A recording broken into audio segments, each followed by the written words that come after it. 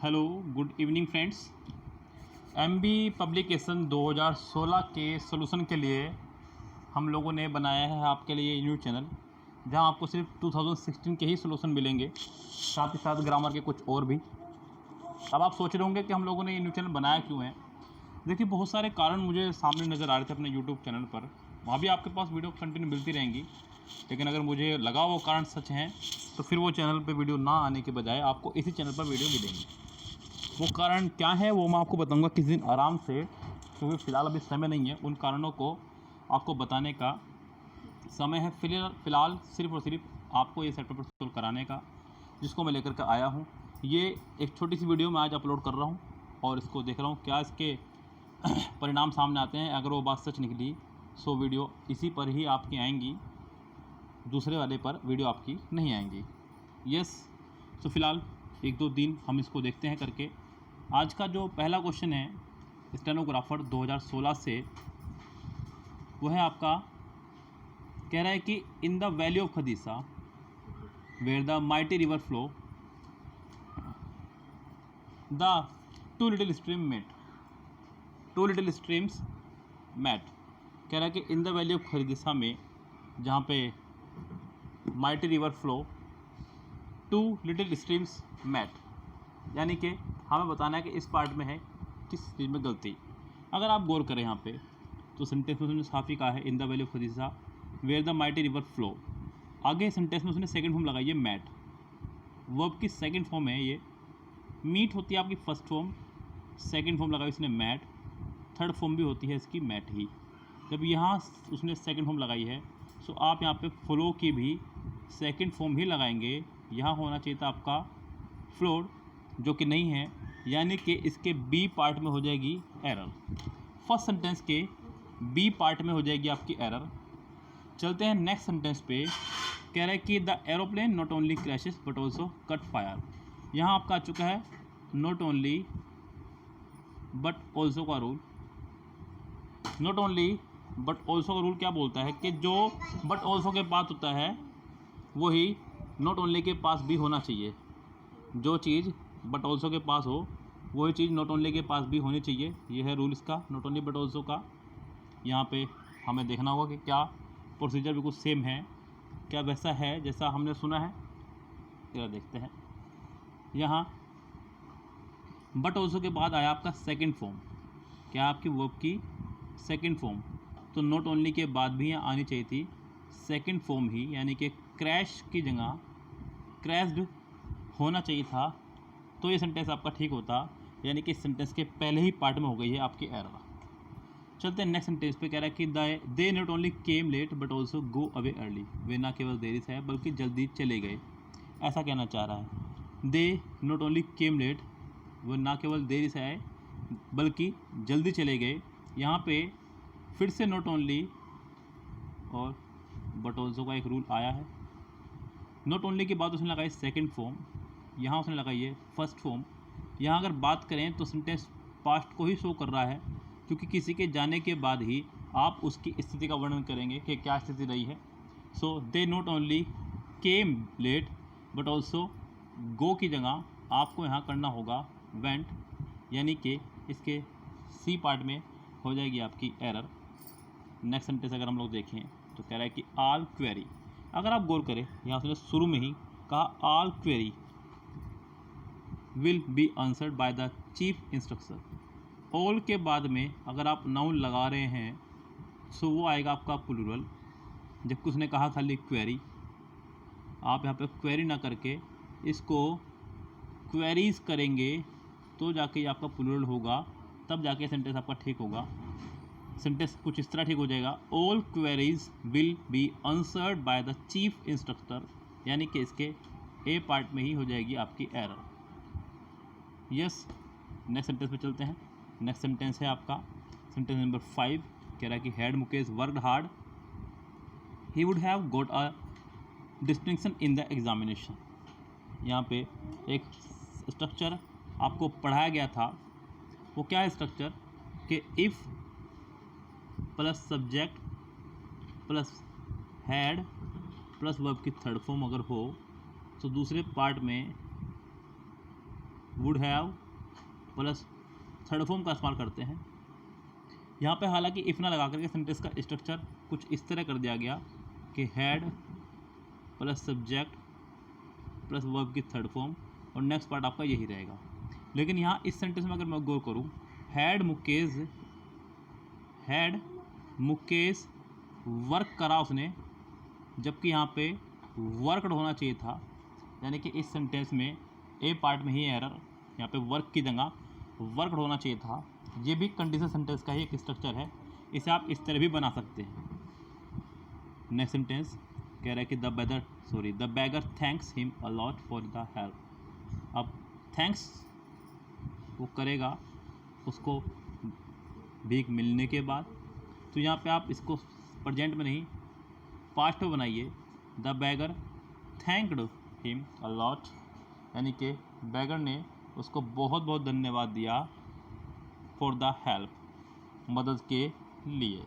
Yes, तो sentence के इस तरह से हो जाएगी आपके पहले ही पार्ट में एरर। नेक्स्ट सेंटेंस देखें हम लोग, सेंटेंस नंबर 7 कह रहा है कि the little girl was playing with her brother over the lawn. बहुत सुंदर सेंटेंस, बहुत ही अच्छा सेंटेंस है। कह रहा है कि the little girl was playing, sentence ले गया पास में, the little girl was playing, ये सेंटेंस ठीक है। वॉज प्लेइंग यानी कि खेल रही थी, कहाँ? Over the lawn. अब ओवर द लॉन लगाया उसने, लॉन यानी कि बगीचा, बरामदा, कुछ भी आप समझ लीजिए। ओवर का मतलब होता है ऊपर, ऊपर भी कैसे? बस ऊपर यानी कि टच करते हुए फॉर्मेशन में ना हो, तब आप उसको बोलते हैं ओवर। जैसे कि मैं बोल दूं कि the fan is over my head, fan मेरे सिर के ऊपर है, मेरे सिर के ऊपर है लेकिन मेरे सिर के ऊपर तो नहीं है ना, मेरे से ऊपर है बस। यस, ओवर मतलब ऊपर होना और बिल्कुल सीध में होना, टच करते हुए ना हो। एक होता है आपका अबव, अबव कौन होता है? ऊपर, लेकिन ना तो बिल्कुल ऊपर हो ना सीध में हो, बस ऊपर हो। यस, जैसे कि मैं इस टाइम अपनी छत पे बैठा हुआ हूँ कमरे में, और नीचे लोग सड़क पर जो घूम रहे हैं वो मुझसे नीचे हैं। यस, मैं उनसे ऊपर हूँ, मैं उनसे अबव हूँ, लेकिन उनके सिर के ऊपर नहीं हूँ, बस मैं उनसे अबव हूँ, ऊपर बैठा हुआ हूँ उनसे।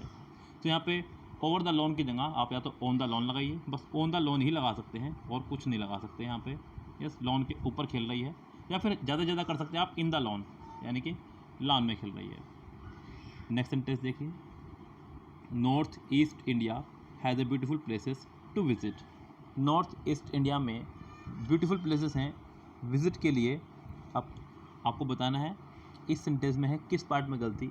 अगर आप सेंटेंस में गौर करें तो उसने कहा है कि north east India has a beautiful places, अगर उसने अ लगाया है, यस, और फिर वो प्लेसेस कह रहा है, ध्यान दीजिएगा, अ लगाने के बाद भी वो प्लेसेस का इस्तेमाल कर रहा है, जो कि रॉन्ग है। या तो अ प्लेस कीजिए या फिर अ हटाइए, हालांकि आपको अ ही हटाना पड़ेगा क्योंकि प्लेसेस बहुत सारे होंगे प्लूरल में, इसलिए इस सेंटेंस में आपका हो जाएगा B part wrong. Sentence number 9 कह रहा है कि there were no furniture, there were no furniture.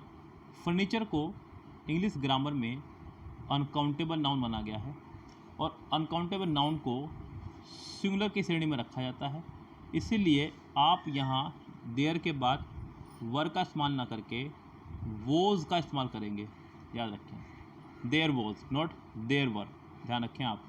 There के बाद आने वाली वर्ब देयर पे नहीं बल्कि बाद वाले सब्जेक्ट पर डिपेंड करती है, इसलिए आप यहाँ पे वर का इस्तेमाल करेंगे, सॉरी वोज का, माफ़ी चाहूँगा। यस, तो there was no furniture in the flat except for couple of beds.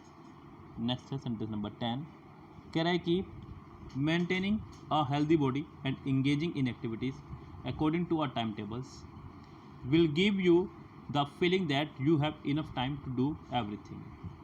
अगर आप यहाँ गौर करें सेंटेंस में, उसने कहा maintaining a healthy body and engaging in activities according to our time table, according to a time table. जो problem अभी आपकी ऊपर सेंटेंस में आई थी सेंटेंस नंबर 8 में, अ ब्यूटीफुल प्लेसेस, वही प्रॉब्लम उसने यहाँ करी, टाइम टेबल्स कहा उसने, जबकि टेबल्स आपका प्लूरल है और सिंगुलर है। आपको यहाँ से टेबल में से ऐसा हटाना होगा, क्योंकि टाइम टेबल का मतलब होता है कोई प्रारूप, कोई रूपरेखा काम करने की। यहाँ ये टेबल मेज वाला टेबल नहीं है, यहाँ पे टाइम टेबल पूरा कंप्लीट है ये। यहाँ पे टेबल में से आपको ऐसे हटाना होगा, तब जाके सेंटेंस आपका ये करेक्ट होगा। यस, सेंटेंस नंबर 11 से 15 तक देखिए, ये भी आपके ग्रामर बेस्ड ही है। आपको बताना है कि fill in the blanks part में क्या पार्ट आएगा। ऑप्शन आपको दिए गए हैं, 4 ऑप्शन हैं, एक सवाल है। देखते हैं सवाल में क्या कहेगा। कह रहा है कि यू विल कम। अगर आप गौर करें तो ये सेंटेंस आपका क्वेश्चन टैग पर है। क्वेश्चन टैग कैसे पता चला मुझे? क्योंकि ऑप्शन सभी क्वेश्चन टैग के हैं। क्वेश्चन टैग का सेंटेंस क्या बोलता है कि अगर सेंटेंस आपका अफर्मेटिव हो तो क्वेश्चन टैग आपका नेगेटिव बनेगा। कैसा बनेगा? नेगेटिव बनेगा। यस, और अगर सेंटेंस आपका नेगेटिव हो तो क्वेश्चन टैग आपका अफर्मेटिव बनेगा। यस, याद रखें, यहाँ ये सेंटेंस है आपका अफर्मेटिव, तो क्वेश्चन टैग बनेगा नेगेटिव। दूसरी बात, क्वेश्चन टैग बनता है आपका हेल्पिंग वर्ब प्लस सब्जेक्ट को लेकर के अफर्मेटिव में, और हेल्पिंग वर्ब में नेगेटिव लगा करके सब्जेक्ट लगा करके नेगेटिव में। तो ये सेंटेंस हो जाएगा आपका यू विल कम बनेगा वॉन्ट यू। क्या बन जाएगा इसका? वॉन्ट यू, यानी कि इसका आंसर हो जाएगा आपका D. Next sentence, sentence number 12 आपके सामने ये रहा। कह रहा है कि admission was dash ladies. Admission was dash ladies. अब ज़रा देखिए सेंटेंस में क्या आ सकता है, वोकेबलरी बेस्ड है। पहला है आपका restricted by. Restricted by, RESTRICTED, restricted by. Admission was restricted by, यानी कि इसके लिए हो जाएगा, इसका मतलब हो जाएगा के लिए आरक्षित, यानी कि रिजर्व होना, सेफ होना। सो एडमिशन जो है लेडीज़ के लिए रिस्ट्रिक्टेड है। रिस्ट्रिक्टेड टू नेक्स्ट है आपका, मैं माफ़ी चाहूँगा यहाँ पे रिस्ट्रिक्टेड टू ही का ही मीनिंग है ये। नेक्स्ट है आपका रिस्ट्रिक्टेड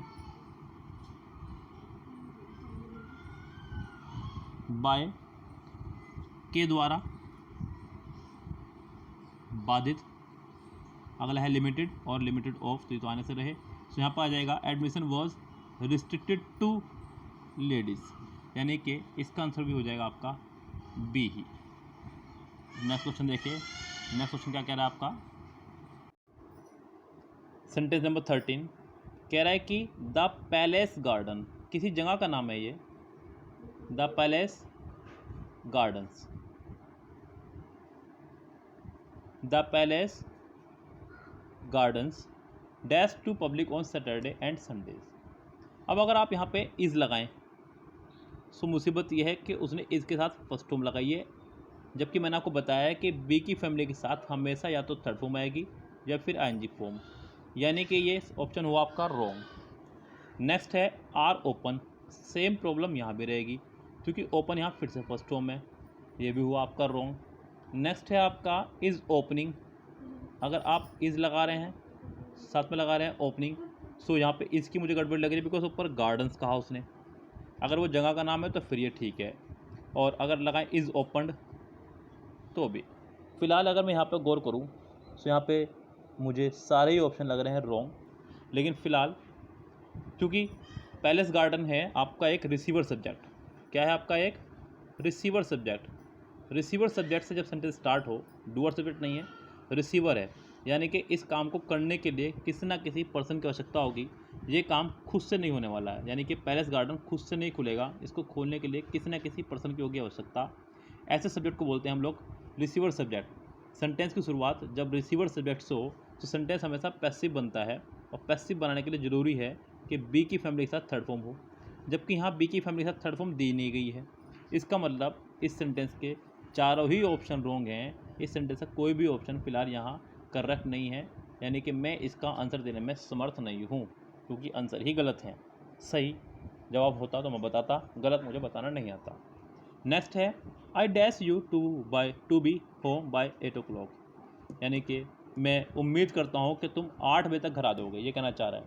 तो यहाँ पे स्पेलिंग वोकेबलरी बेस पे सारा फॉर्मूला खेल गया।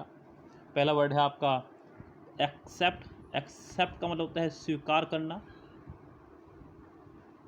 नेक्स्ट है आपका एस्पेक्ट। उम्मीद करना किसी से किसी चीज़ की। अगला है एक्सेप्ट, ये एक प्रपोजिशन है, इसका मतलब होता है सिवाय। अगला है एक्सपेक्ट, ये है आशा। यस, तो इसका आंसर हो जाएगा आपका डी ही। नेक्स्ट है, कह रहा है कि 2 boys dash the prize for general proficiency. 2 boys dash the prize for general proficiency. यहाँ पे आप प्राइज़ को करेंगे शेयर, क्योंकि बात हो रही है 2 boys की, तो यहाँ पर आंसर हो जाएगा आपका B. 2 boys share the prize for general proficiency, यानी कि उन्होंने बांट लिया प्राइज़ को। सो इसका आंसर हो जाएगा आपका बी। यस, सो ये थे आपके आज के पहले 15 क्वेश्चंस 2016 सेट से। एसएससी स्टेनोग्राफर के ही सेट है, 2016 में आया हुआ सेट है। यस, अगले क्वेश्चंस के लिए मिलते हैं आपसे अगली वीडियो के साथ में। तब तक के लिए लेते हैं आपसे विदा। गुड बाय, सी टुमारो, शब खैर, गुड नाइट।